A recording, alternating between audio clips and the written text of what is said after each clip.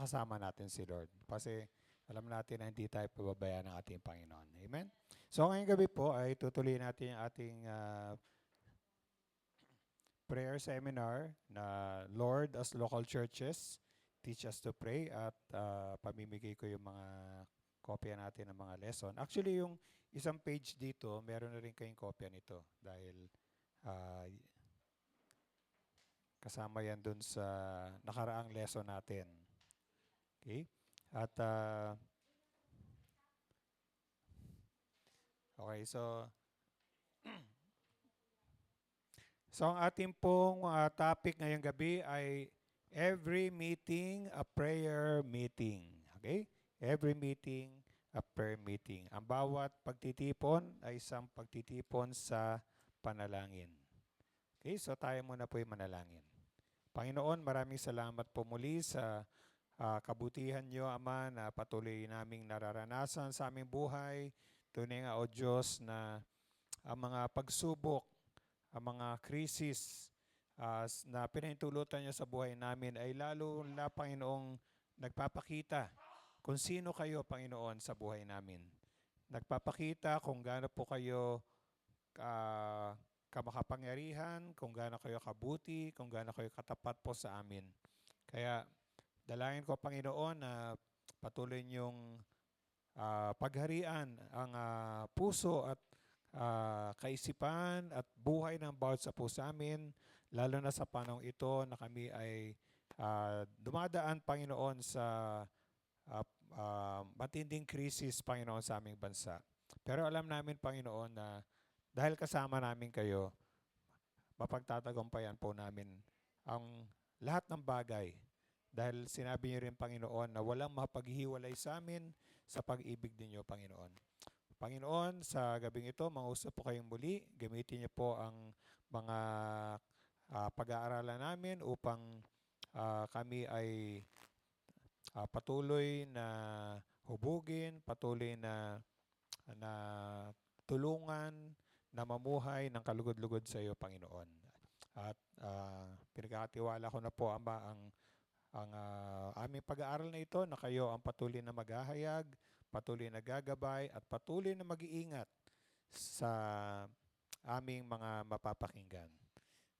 Salamat po, Ama. At kailangan po ang may taas at makita ng bawat isa sa pangalan ng aming Panginoong Yesus. Ang lahat ay magsabi ng Amen and Amen. Amen. So, praise the Lord. At lahat naman po ay merong meron bang walang kopya? Okay. Kabilaan. So, dapat kabilaan, no? Baka may kulang. Ay, walang likod. Sorry. Okay. Sige. Ma'am, ano lang natin. Mamaya ayusin ko na lang. Okay, so, ano ba yung ating topic nung nakaraan? Kung naalala po ninyo. Naalala niyo ba? Medyo matagal-tagal na rin kasi tayong di Okay. So, nung nakaraan ay ang ating topic para ma-review lang tayo ay how to build a praying church, no? Nakita natin kung paano tayo ay magiging isang mapanalangin iglesia, no? Hindi lang isang iglesia na nananalangin, kung naalala niyo, kundi isang iglesia na devoted sa prayer, no? Yung talagang tayo ay tapat sa panalangin. At ngayong gabi, ito nga po yung ating pag-aaralan na nais ang Panginoon na bawat pagtitipon natin ay maging isang pagtitipon ng panalangin. No? Okay. So, tingnan niyo po yung inyong mga lesson, no? At pag-aaralan natin. So, sabi nga dito, when Jesus made disciples, He made praying disciples. No? Noong ang Panginoon ay gumawa ng mga disipulo, ang ginawa niyang mga disipulo ay mga mapanalangin disipulo. Amen, mga kapatid? No? Di ba meron tayong napag-aralan na ang tawag ay sa mga disipulo ni Lord ay mga upper room upper room disciples. No? Ibig sabihin ah, mga disipulo na talagang nananalangin. Okay? At sabi nga, every meeting he had with them became saturated with prayer. Naniniwala ba kayo doon na bawat pagkakataon na kasama ng Panginoon ang mga disipulo niya ay parati silang nananalangin? Okay? So titingnan natin ulit ito. Actually, review ito tungkol sa yung buhay panalangin ng ating Panginoong Yesus. No? Halimbawa, una, sabi rito, Jesus began His ministry with 40 days of prayer. Alam natin yan, ano? Sa Luke chapter 4 verses 1 to 13. Pwede ba may magbasa ng verses 1 and 2 ng Luke chapter 4? Hindi na natin babasahin yung hanggang verse 13. Pero Lucas 4, 1 at 2. Sige, Brother Spock.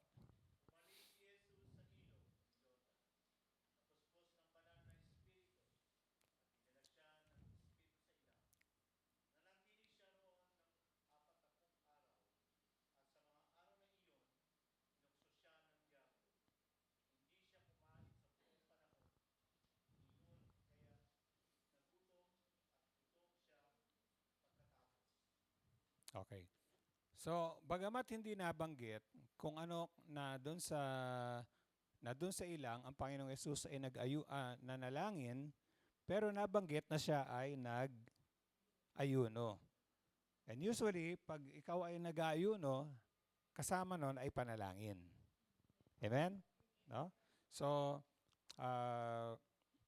at ang layunin talaga ng Panginoon, kaya siya nag-spend ng 40 days doon sa ilang, ay para to seek the Lord. No? To seek the Lord. Talagang gusto niya makinig ang kanyang ama. Malaman niya kung ano yung kalooban ng kanyang ama dahil magsisimula na nga siya ng kanyang pampubliko ministeryo.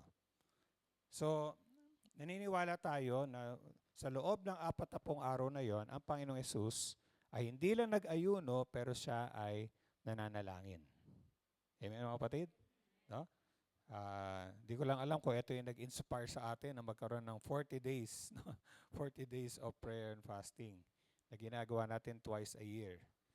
Okay? Dahil yon ang ginawa ng Panginoon nung magsisimula pa lang siya ng kanyang public ministry. Talagang siya ay nagpapuspos, no? Sa banal na espiritu ng Panginoon ng mga panahon na yon. Okay? So, pangalawa, sabi rito, Jesus spent time alone in prayer. No? Ang ating Panginoon Yesus ay malimit nagbibigay ng panahon sa panalangin at mag-isa siyang nananalangin. Halimbawa, sa Luke chapter 5 verse 16. Sino bang pwede magbasa nun? Lucas 5:16. Sige, yung una nakita, kahit sino. Si Pearly.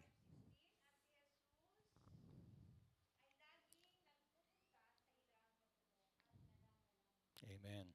So tingnan nyo, lagi siya nagpupunta sa ilang na pook. He often withdrew, no, to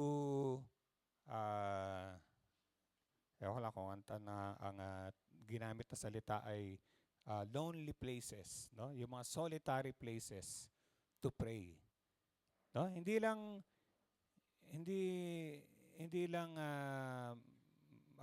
paminsan-minsan, pero sabi diyan malimit, no?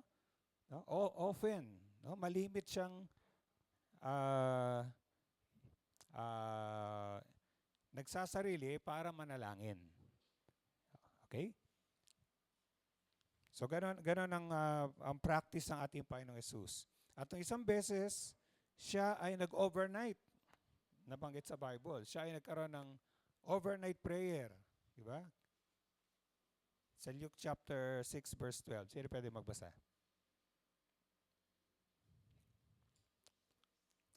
Yung hindi pa nakapagbasa. Lucas 6:12. Sige. Sige. Nani baby? Nani baby na.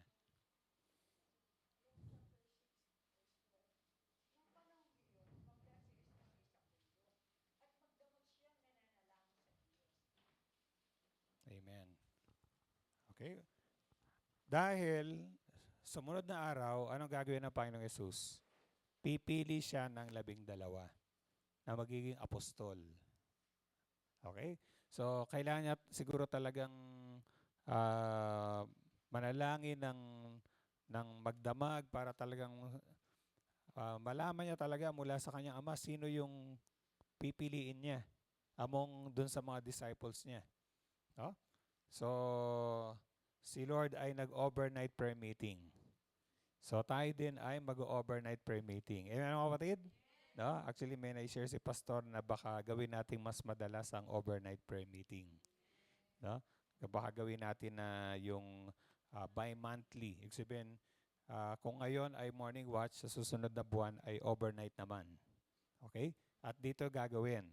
So, siguro ipag-pray natin kasi hingi tayo siyempre ng pahintulot.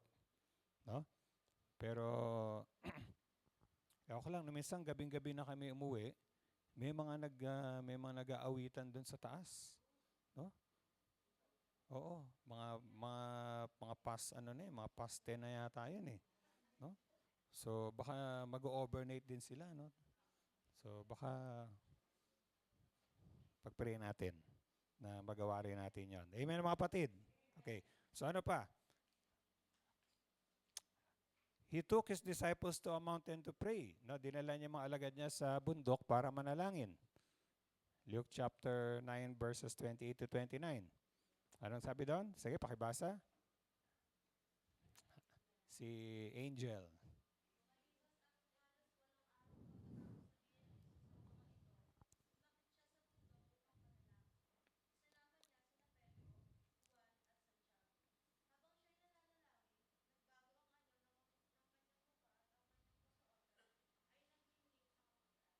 Amen. So yan yung tawag natin transfiguration.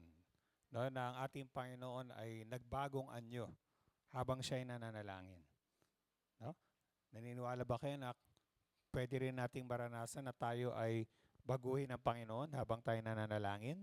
Amen. No? Na not necessarily na yung kasing ningning na ni Lord, no, mangyari sa atin, pero meron talagang magbabago sa atin. Dahil iniwala ko po talaga pag tayo nasa presensya ng Panginoon, yung kalwalhatian ng Panginoon malilipat sa atin Kumaga, yung, di ba sabi nga sa 2 Corinthians chapter 3 verse 18, may sinabi doon na tayo ay matatransform, no? Pag if we behold His glory, no? So, pwede rin mangyari sa atin. Pero hindi naman katulad nung nangyari kay Lord, no, na pagkatapos mong manalangin, talagang nakakasilaw ka na sa di ba? hindi ka na makita ng mga tao, di ba? Okay.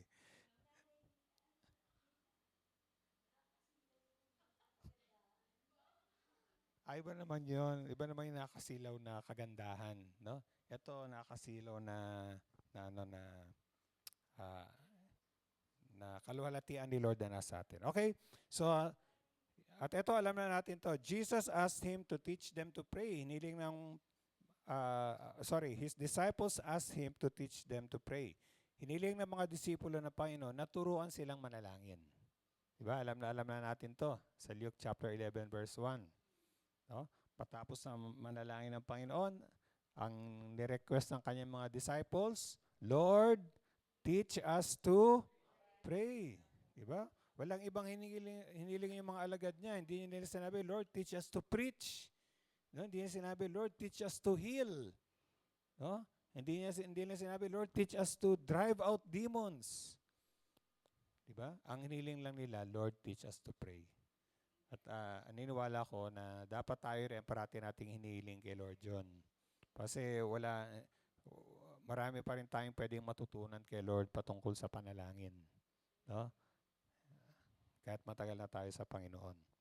And lastly, Jesus prayed for them when they face hard times. Pinanalangin ng Panginoong Yesus ang mga disipulo niya nang sila ay humarap sa mga mahihirap na sitwasyon. At ang halimbawa rito sa Luke chapter 22 verse 32 ay sige, basahin natin. Para makita natin sino yung pinag-pray ni Lord. Sige, yung una nakita. Pakibasa.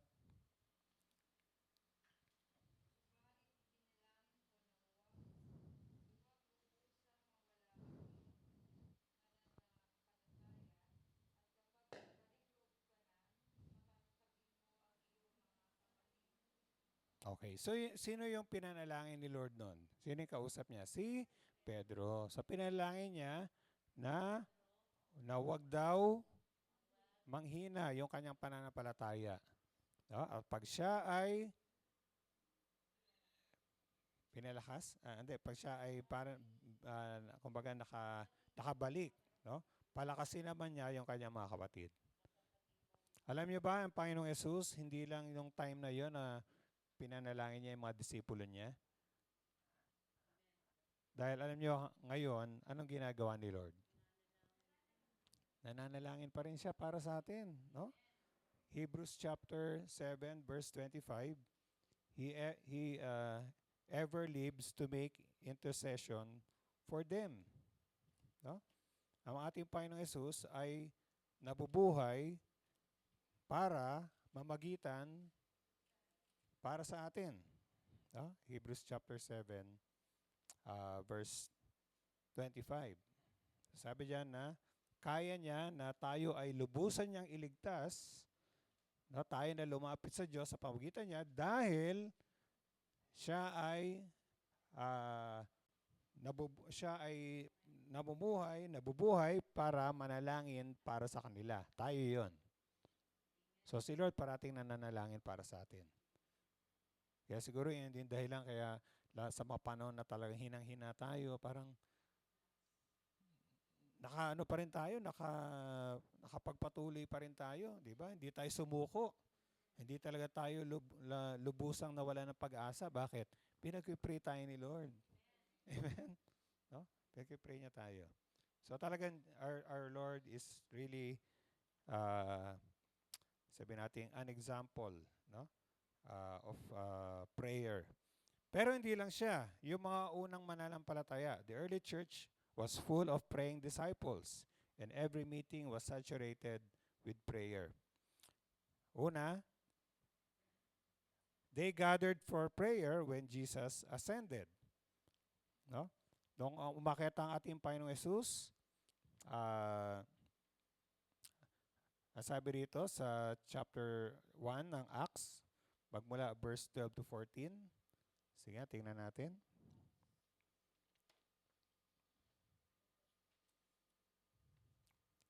Acts chapter 1, siguro basahin na lang natin dito ay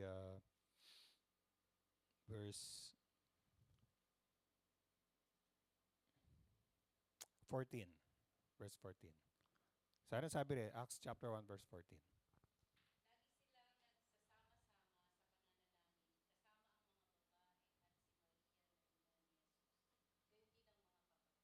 Okay, so nung umakyat na ang Panginoong Yesus, sabi ron, nung bumalik na sila sa lungsod, umakyat sila doon sa upper room, sila ay parating nananalangin.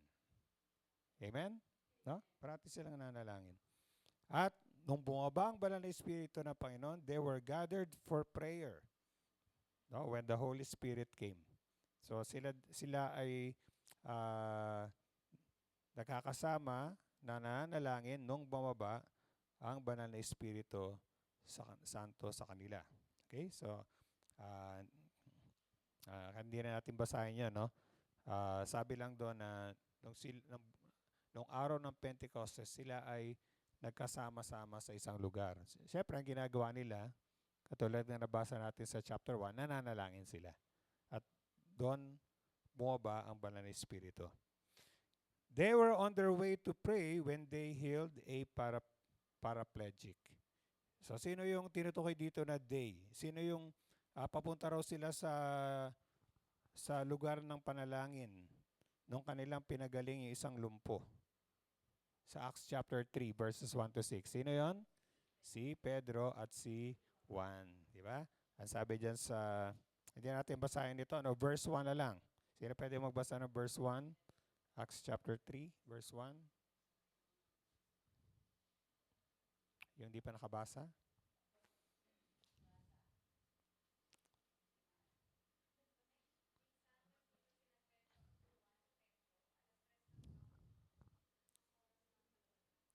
Okay, so papunta sila sa templo, no?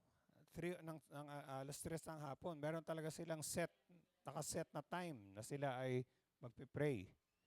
At doon nga nila nasa lubong yung lalaking lumpo na sinabi nila na wala kaming ginto at pilak, pero kung anong meron kami ay ibibigay namin sa inyo. Sa pangalan ng Panginoong Yesus, lumakad ka. Amen?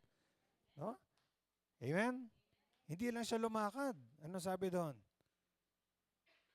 Siya ay lumulundag. Di ba? No? He was walking and leaping and praising God dahil nakalakad siya. So, yun. Pero, papunta sila sa prayer meeting noon. Okay? Peter was praying on a rooftop when God opened his heart to the nations. Si Pedro ay nanalangin sa bubungan, no, nang binuksan ng Diyos ang puso niya sa mga bansa, lalo na yung mga Hentil, yung mga Gentiles, yung mga hindi Hudyo. Sa Acts chapter 10, mabasa natin yan. Pero hindi na natin basahin lahat to, ha. Actually, na-share ko rin ito nung isang beses, no. Sa Acts, siguro basahin na lang natin yung verse 9. Verse 9. Acts chapter 10, verse 9. Sino pwede magbasa? Yung hindi pa nakabasa. Yan. Baka pwede na si Mara. Naunahan siya ni Anne.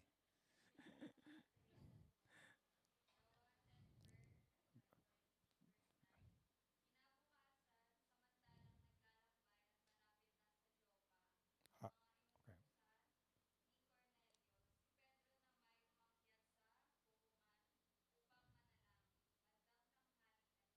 Amen.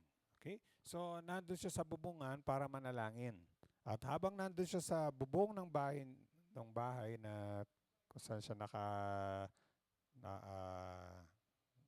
tumutuloy, sabi rito, nakakita siya ng pangitain. 'Di ba? Yung kumot na may mga hayop, no? Na tapos sinabi, kumain siya.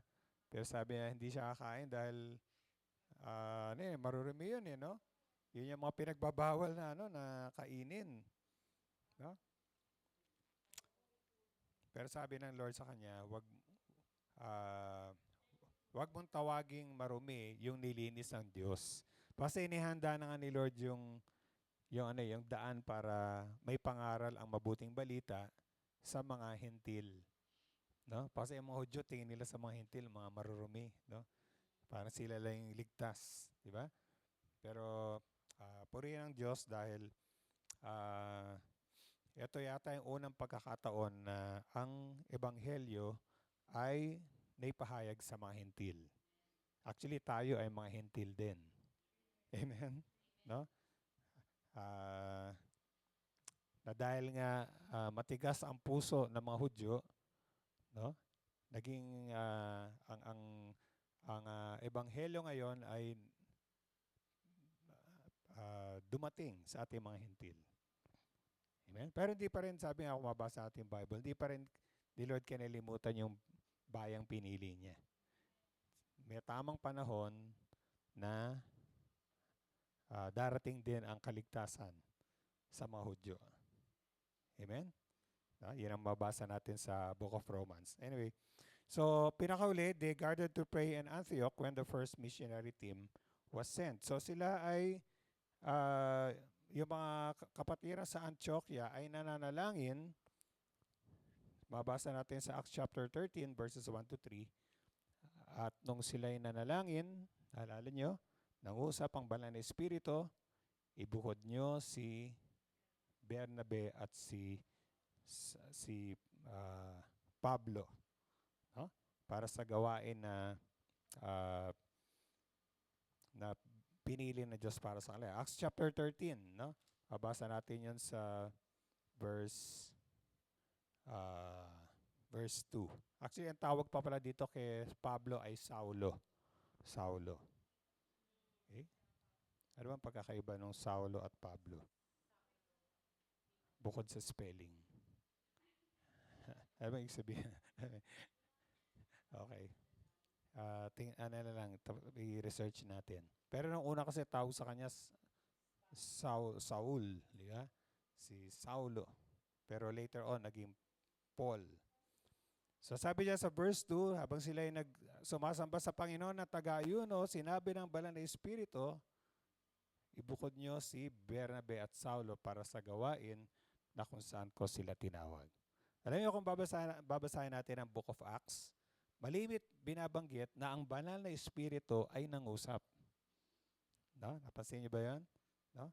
Malimit na sinabi na the Holy Spirit said.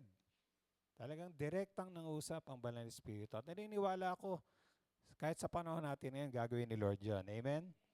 Basta bukas lang yung ating spiritual na pandinig, ang ating puso. Pag handa tayong makinig sa Panginoon, mangusap talaga siya. Amen? Not necessarily yung sinasabing audible voice, pero talagang mangusap siya sa pamamagitan ng isang talagang maaring impression sa heart mo, no? Meron nga nagsabi, paano mo daw malalaman kung yung impression na yun galing sa Holy Spirit o kaya sarili mo lang emosyon, no? Meron akong nabasa, ang sabi niya, pag yan ay galing sa Banal na Espiritu, mananatili yan. No? Mananatili yan. Pero kung yan ay emosyon mo lang, no? Pwedeng mawala ka agad yan, no? Akala mo, yun ang pinagagawa ni Lord, pero ano mo lang pala yung emosyon mo. Pero pag yan ay galing sa Espiritu ng Diyos, talagang mananatili yan. No? Patuloy na mangungusap yan sa iyo. Amen, mga kapatid? Okay. So, when the church recognizes itself as a flame holder and genuinely wants to attract and sustain the fire of God's manifest presence, every meeting becomes a prayer meeting. Kapag kinilala doon ng iglesia ang kanyang sarili bilang isang tagapagdala ng apoy, no? Naalala niyo uli yung pinag-aralan natin noon? Na tayo ay, ang iglesia ay tagapagdala ng apoy. No? Flame holder tayo doon sa Book of Revelation, yung 7 churches na sinabi ron, na may nakitang 7 ilawan, di ba? So ano ba yung flame? Ano ba yung tinutukoy ng apoy? Yan yung manifest presence of God. Yan yung presensya ng Diyos. No? At sabi rito, talagang tunay na hinangad natin na ating na dumating sa atin at mapanatili natin yung apoy ng hayag na presensya ng Diyos. Ang mangyayari, bawat meeting natin ay isang prayer meeting. Halimbawa, sabi rito, yung elder or deacon o iba tawag ng iba ay board, no? Board meetings become saturated with prayer. Huh? Sunday school classes become saturated with prayer. Yung mga pagtuturo sa mga bata, hindi ka lang magtuturo ng lesson, Bible lesson, pero talagang meron ka rin talagang, hindi mo kakaligtaan na meron kayong panahon ng pananalangin. Okay? At sabi rito, home groups o yung ating mga home fellowship, mga home Bible studies become saturated with prayer. No? Hindi mawawala yung pananalangin. Mission team meetings become saturated with prayer. So pwedeng ito yung mga ministry, pag nagbi-meeting kayo sa kanya-kanya mga ministry na hindi mawawala yung panalangin. Youth meetings become saturated with prayer. Ako, natutuwa ako sa mga kabataan natin. May mga time talaga nakikita ko sila na talagang may time na mas mahaba yung time nila sa prayer eh. No? Di ba yung youth, ano? Nakikita ko silang ginagawa nila yan. Although hindi naman every time na nagmi-meet sila, pero may mga panahon talaga na mas mahaba yung panahon nila sa panalangin. At maganda yon. Children's classes become saturated with prayer. Yung kaninang Sunday school classes, sa ibang church kasi, pag sinabing Sunday school, hindi yan yung sa bata. Sa ibang church, lalo na sa Amerika. Pag sinabing Sunday school class, mga klase yan para sa mga mga may edad. Okay? Sa kanila, ha? Kaya, papasin nyo lang dito, iniwala yung Sunday school class tsaka children's classes. Kasi sa ibang church kasi, pag sabing Sunday school, hindi ba sa atin, pag sabing Sunday school, mga bata, di ba? Kasi nasanay tayo na, siyempre, yung mga bata sa Sunday tinuturuan. Yung mga, anyway, minsan yung mga tatay sa ibang araw, gano'n. Pero sa ibang church, yun ang tawag nila. Okay. So, bilisan na lang natin to. Guidelines to facilitate God encountering corporate prayer meetings. Ito yung pwede natin gawin sa ating mga corporate, pag sabing corporate prayer meeting, yung mga congregational prayer meeting. Ito yung pwede natin gawin para talagang matiyak natin na ma-encounter natin si Lord sa ating prayer meeting. Although alam ko na-encounter naman natin si Lord. Ayan mga kapatid? No? Pero ito yung para matiyak natin. Halimbawa, number 1, warmly welcome everyone and state the purpose for the gathering to exalt Christ and to advance His kingdom. Okay? So, nandun yung mainit na pagtanggap natin sa bawat isa. Ginagawa ba natin yon? Amen. No? Di ba? Meron pa tayong batian, di ba? May mga greeting song pa tayo, di ba? Yan. Pero, sinasabi rin yung dahilan bakit ba nagkakatipon. Sabi rito, para itaas si Kristo at para palaganapin yung kanyang kaharian. Okay? Yun palang dapat na maging purpose natin kaya tayo na may mga prayer meeting. Na itaas natin si Lord at sa pamamagitan ng ating panalangin ay may advance natin ang kingdom ni Lord. Pangalawa, explain the threefold pattern. Naalala niyo po ba ito? Nabanggit ko ito na kailangan meron tayong yung tatlong F na ito. Una, focus. Pag sinabi focus, kanino tayo nakafocus? Kay Lord, sa ating Panginoong Yesus. Siya ang tinataas natin. Sa simula pa lang ng gawain natin, siya ang tinataas natin. Amen? Especially when we are praising and worshiping God. Pero pangalawa, fullness. Pag sabing fullness, ito na yung kapuspusan ng banal na Espiritu sa atin. Kailangan sa ating mga pagtitipon, tayo ay nagpapapuspos sa banal na Espiritu. Hinihingi natin ng, siyempre, una sa lahat, tayo nagpapalinis muna kay Lord. Kasi ang pupunuin niya yung malinis na nasisidlan . No? So, kailangan daw meron tayong ganun. And lastly, yung fulfillment. Ito na yung ating matupad, maganap, yung mission ng Panginoon para sa atin. And I believe kahit sa prayer, we can fulfill God's purpose. Amen mga kapatid? No? Lalo na pag pinanalangin natin yung mga hindi pa nakilala sa Panginoon. Number 3, always lead with joy. Include plenty of praise and worship songs everyone knows. Okay? So, ibig sabihin kailangan daw yung nangunguna parating masaya, no? Sa kanyang pangunguna. Amen mga kapatid? No? Hindi lang siyempre doon sa worship leader, kahit sa facilitator o sino mang tumatayo doon sa harapan. Amen mga kapatid? No? At lalo siyempre yung kung sino man nagsishare. At sabi nga dyan,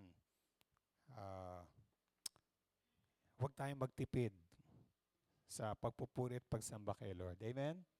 Huwag nating medyo wala na konti ng oras natin kaya isa na lang kantahin natin. Di ba? Huwag ganun. Amen?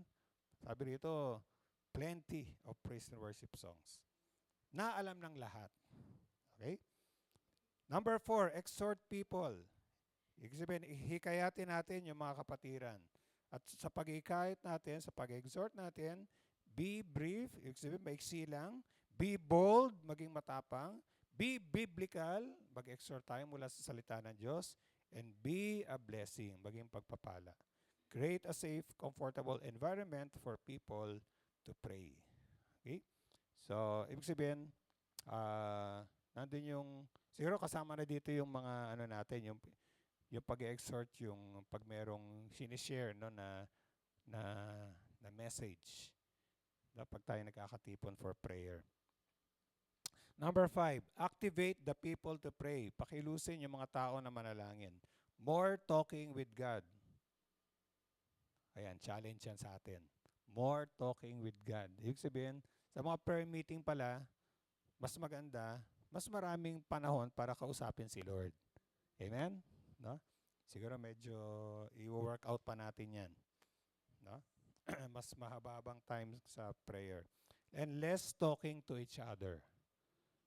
Okay? Pero palagi, hindi naman tayo masyadong no? Siguro sa mga testimony, yan, kasama yan dyan. Use a variety of prayer formats, large group, small group, prayer pairs, prayer triplets. Ginagawa naman natin yan. Number 6, when any need surface while praying, feel free to change the format. Ito lang yung kung sakaling habang tayo ay nagkakatipon sa panalangin at may kapatiran dyan na biglang biglang umiyak, no, dahil sa bigat ng problema niya, no. Hindi yung tuloy-tuloy pa rin tayo. Di ba? Parang babaliwalayin natin. Hindi, gawin natin. Doon pa lang, pag-pray na natin yung kapatiran na yon. Amen? No? So sabi diyan, maging flexible din tayo. Gather around the person with the need. So kung sino man yung kapatid na may pinahayag na pangailangan, pwede tayong palibutan natin siya, no? At ipanalangin natin siya. Okay? Sabi diyan, rally the people to continue to pray until the need is met. Number 7, when God manifests His presence, use it as a teachable moment. Explain what is happening. May mga panahon na habang tayo nagkakatipon sa panalangin, pwedeng magkaroon ng manifestation ng gifts of the Spirit. Di ba? Meron siyang ano posible mangyari. No? No? Pwede siyang sila ay bigla na lang na napuspos ang banal na Espiritu Santo at nagsalita ng iba't ibang wika. Example lang, no? So pag mayroong mga ganong mga manifestations, ipaliwanag.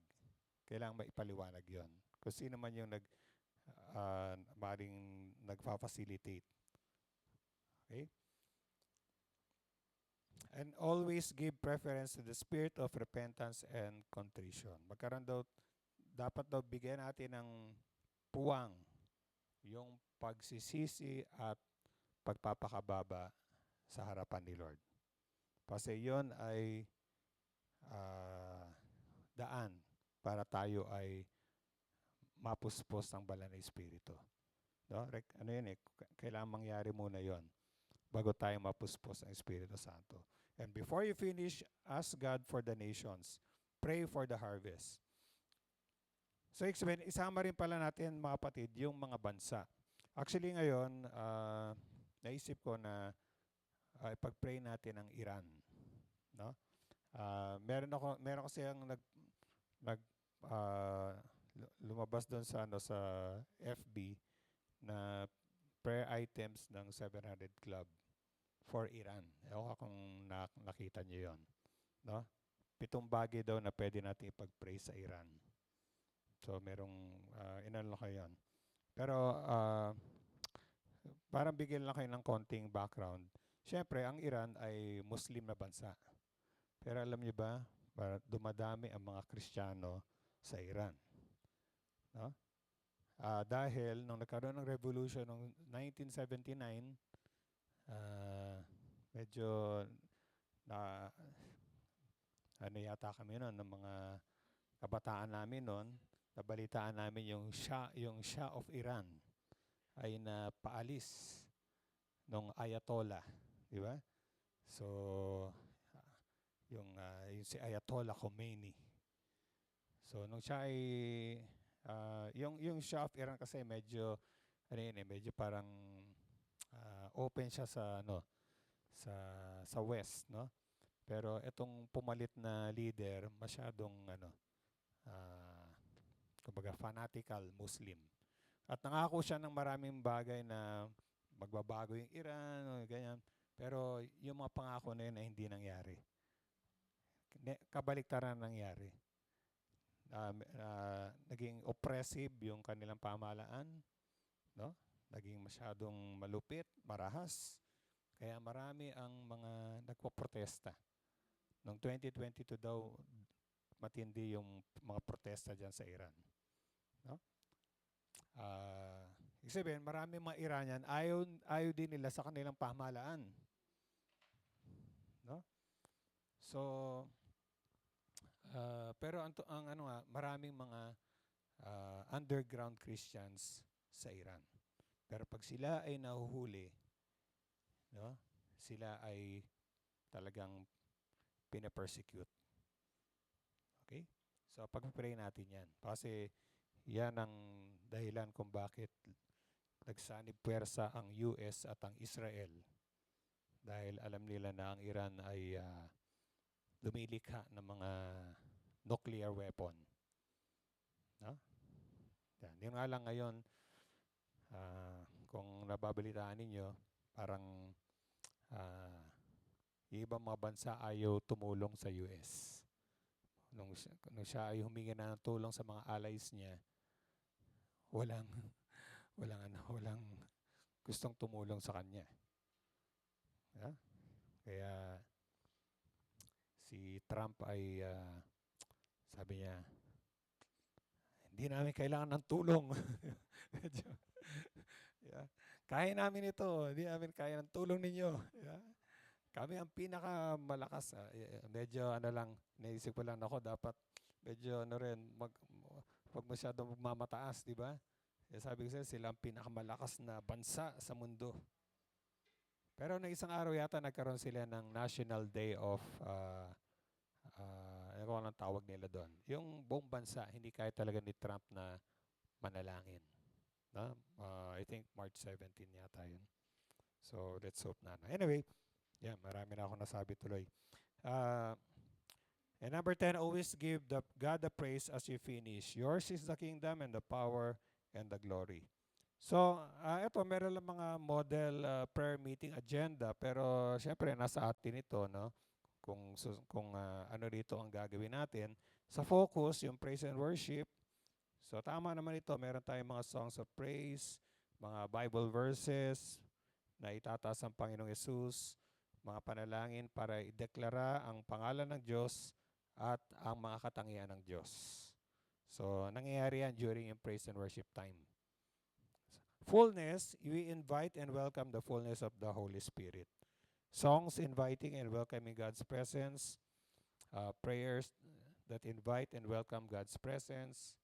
Bible verses that invite and welcome God's presence. And use a variety of different prayer formats. No? Pero ito, mahalaga to. Give time for repentance as people encounter Christ. Receive forgiveness and bless the people. Okay. So, lalo na siguro kami mga bago, pero kahit mga Kristiyano na tayo, pero maganda, meron din tayo talagang time na tayo ay nagpapasuri at nagpapalinis sa ating Panginoon. Okay? And lastly, yung fulfillment, advancing God's or Christ's kingdom. So, eto na yon. Pwede tayong manalangin. Papanalangin natin yung mga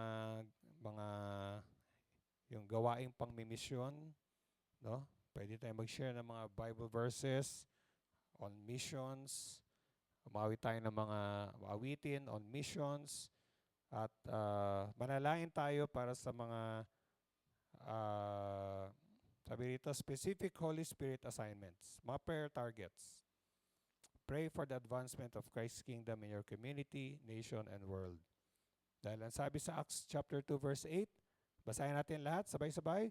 As of me, and I will make the nations your inheritance, the ends of the earth your possessions. Okay? So, uh,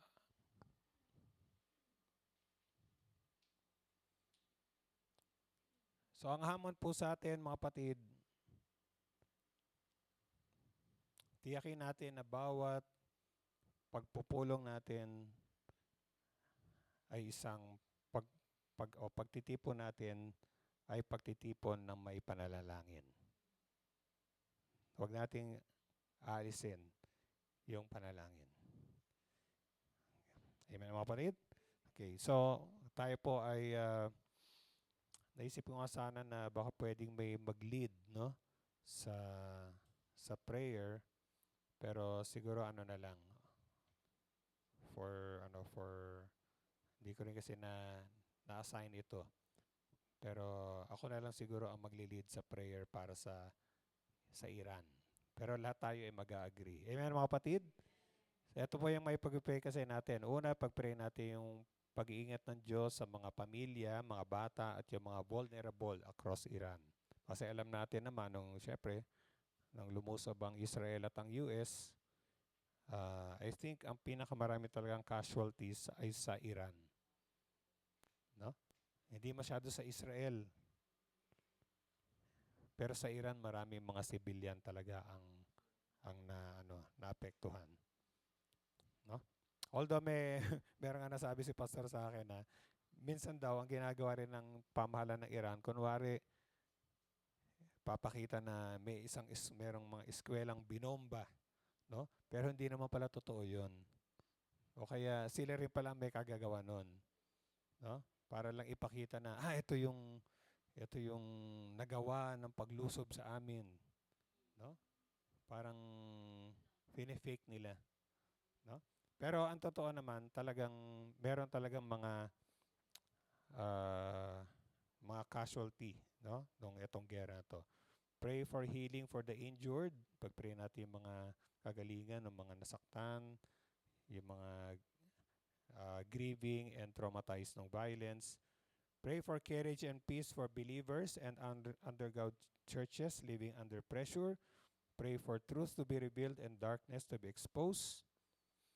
Pray for the internet blackout to end. Kasi ngayon, yan yata, gano'n ngayon sa Iran, walang internet blackout. No? Walang nakaalam kung anong nangyari doon. Wala rin silang nalalaman sa labas.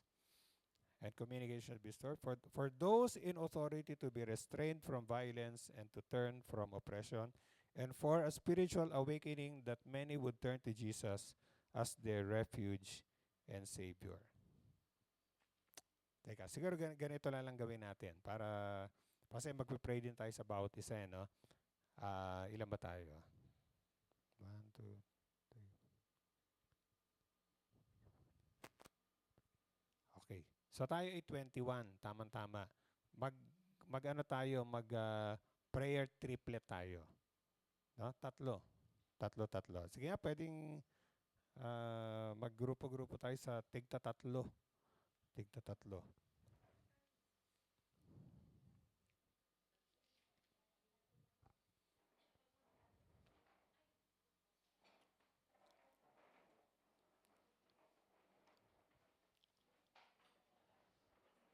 Okay.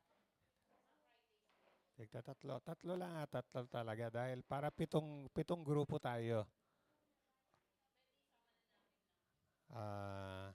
Sige, pwede na rin. Sige. So, kayo ay 4. Kayo tatlo. Si Ann, sino kasama mo? Si Pastor?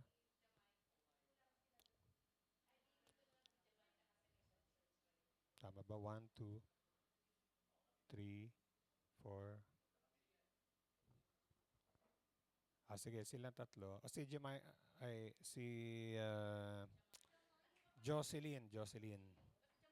Jocelyn. Ano lang yan? Nickname niya yun, Jamaica Farewell. Yan ang tawag namin sa kanya. Sige, Jocelyn, sama ka doon kay Pastor.